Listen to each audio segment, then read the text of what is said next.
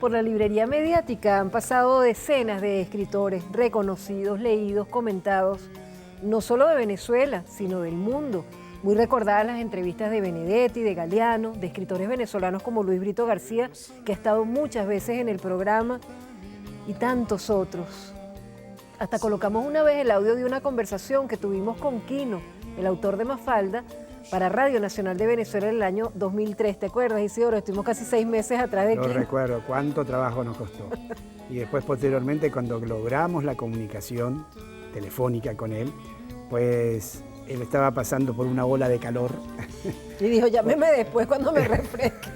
Bueno, recordemos a eso. Pues bueno, es el papá de Mafalda, así que en definitiva vale todo. ¿Y a Venezuela cómo lo ve? Me sentí bien en Venezuela y yo creo que ahí también se está dando un cambio distinto del de Uruguay, sí. Porque los cambios que se están dando progresistas, digamos, en los países, en ciertos países de América Latina, son todos diferentes unos de otros, porque en cada país hay una historia distinta, una composición racial distinta, una inmigración también diferente. Cada país ha dado pasos hacia la izquierda o en un sentido progresista distinto al de los otros. ¿Qué puede aportar cada país en este camino a esa integración latinoamericana que cada vez se ve como más posible? Ojalá fuera nada más que un asunto de lengua.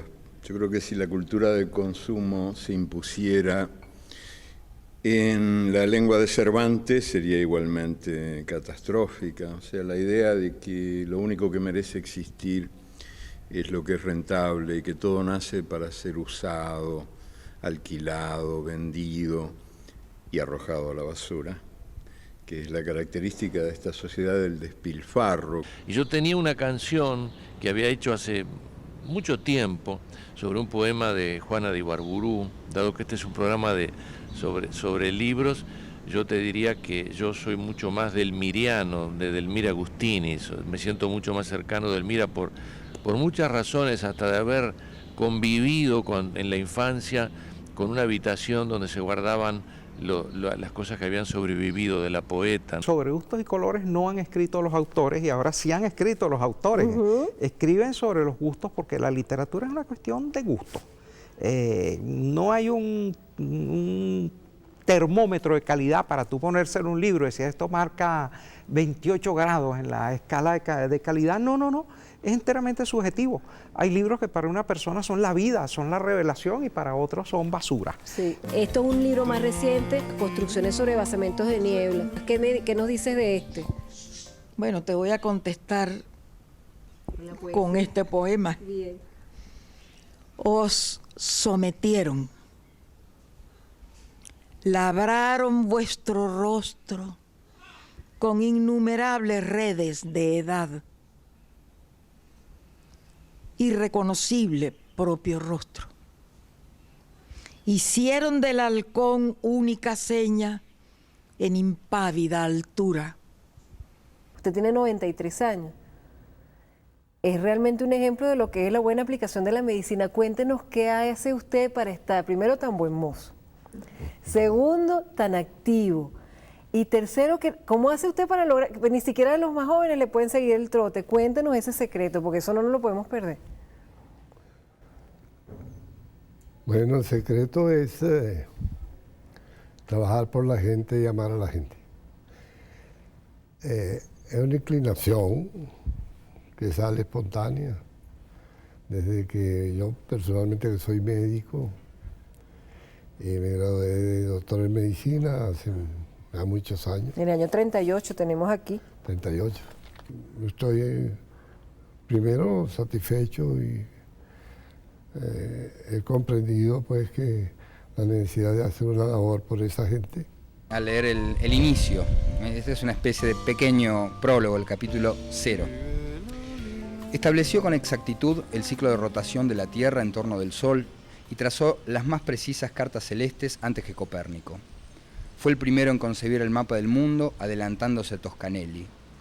Los gobernantes buscaron su consejo sabio, pero cuando su opinión contradijo los dogmas del poder, tuvo que retractarse por la fuerza tal como lo haría Galileo Galilei 2 siglos más tarde. En 1998, Hugo Chávez asume el poder, tendrá una respuesta negativa. No hay ninguna noticia, no hay ningún editorial, no hay ningún comentario de radio y televisión que no haya sido difundido por efecto de la acción o de la presión del gobierno.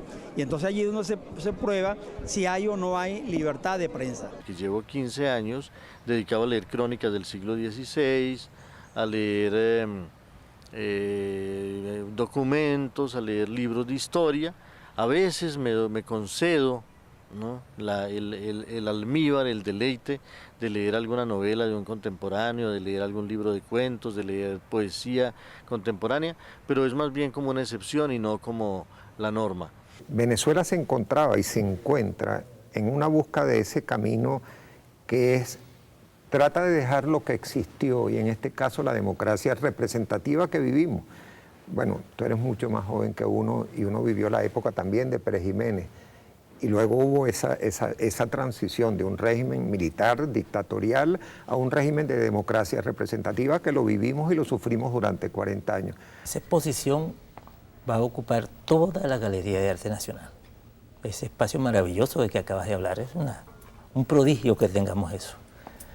Y va a ser, en efecto, van a estar los libros, van a estar apoyos expositivos, va a haber obras de arte y va a haber textos. Es decir, va a haber toda una suerte de historia de América contada a través de los libros de la Biblioteca Ayacucho, desde los pueblos originarios hasta nuestros días. Bueno, a mí me ha interesado muchísimo eso de los analfabetas. Primero porque me di cuenta de que fueron analfabetas los que inventaron la escritura, de modo como despreciar a nuestros benefactores, ¿no? No puede ser, pero es absolutamente analfabetas los que la inventaron y la fueron perfeccionando posteriormente. No, a mí me parece bien leer poesía. Yo pienso que debe ser poesía lo que se lea, y quizá la poesía tradicional. Si los mismos poemas que la gente conoce oralmente, que los conozca por escrito y otros más, porque así se va sintiendo el ritmo y la belleza creada por el hombre mediante las palabras. Mira, los invitamos a leer, siempre a leer de todo y a no seguir ninguna de las recomendaciones que hicimos hoy, porque yo no sé si eran en serio o en broma. ¿Eran? Ok, no, eran en broma. Eran en broma. Bueno, hasta el próximo programa, pues.